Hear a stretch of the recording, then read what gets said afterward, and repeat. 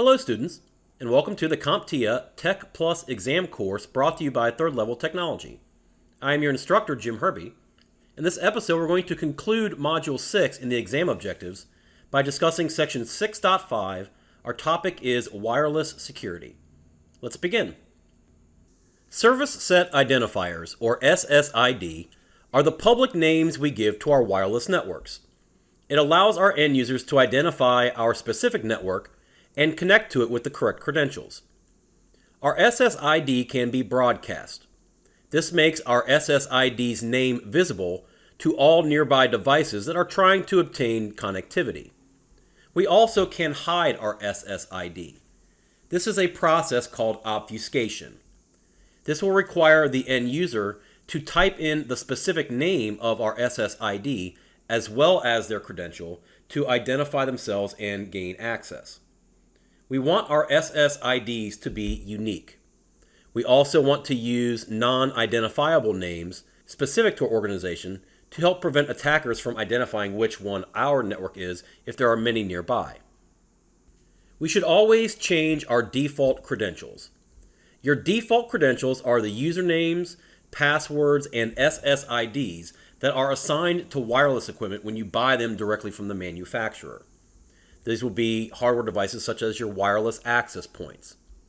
When we are adding a new device to the network, we need to change our defaults. We need to create strong, unique credentials to reduce the risk of attackers compromising our defaults. If we leave our default credentials active, attackers can come along and gain access to our network, and most of your vendor equipment will have their default credentials leaked online. These are sources for attackers to gain credentials that if they identify hardware that has not had credentials changed, this can be an entry point to the network. We also want to ensure that our SSID passwords are unique as well. We don't want to have multiple users having the same type of password credentials that match those that are being used by our hardware and access points. An open network is a configuration that transmits data without encryption. It leaves it open and readable to attackers that may be performing on-path attacks. This is intercepting data as it's going from source to destination over a network connection. Open networks should only be used for public access and non-sensitive data. For any type of critical or sensitive data, we should use additional measures like VPNs, virtual private networks, that allow the end user to create a secure tunnel from a remote location to internal network resources. A pre-shared key, or PSK, is the password that we assign that allow users to authenticate to a wireless network. When an end user tries to connect a laptop device or smartphone to a wireless network, they will be prompted to enter a password. This is the pre-shared key, or PSK. A PSK is a password that will be assigned to multiple users to authenticate to the network. Your pre-shared keys are common in your older wireless network configurations such as WPA and WPA2. The strength of the pre-shared key will depend on how complex the key is. The more characters we include in the pre-shared key, the higher the complexity, uppercase, lowercase letter, number, and special character, the more secure the credential will be. We should only share our pre-shared keys with those users that are trusted and authenticated to our network and understand the risk of unauthorized access. We will conclude by discussing WPA technologies, Wi-Fi protected access.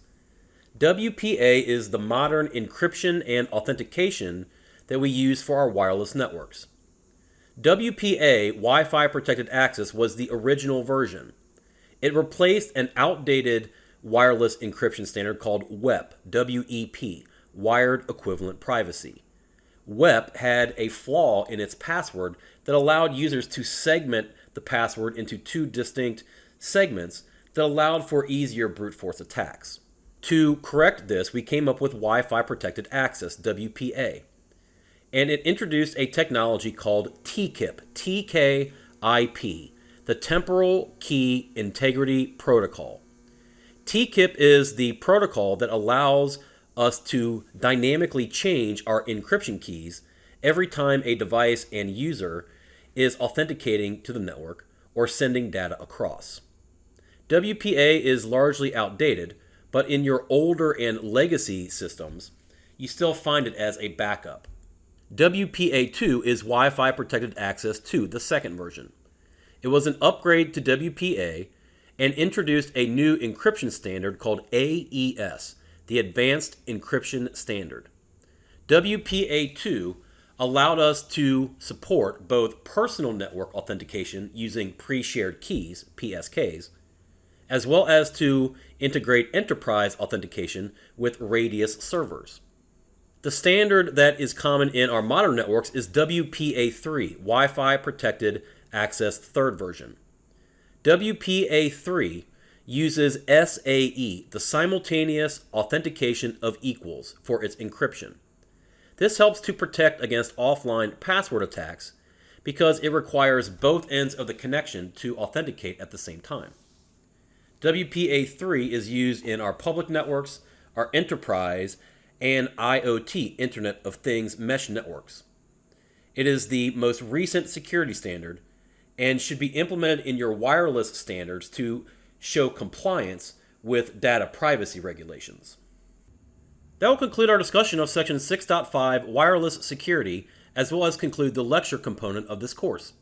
We want to thank you again for following along in all the episodes in the course, and wish you best of luck on the Tech Plus exam. Enjoy the rest of your day.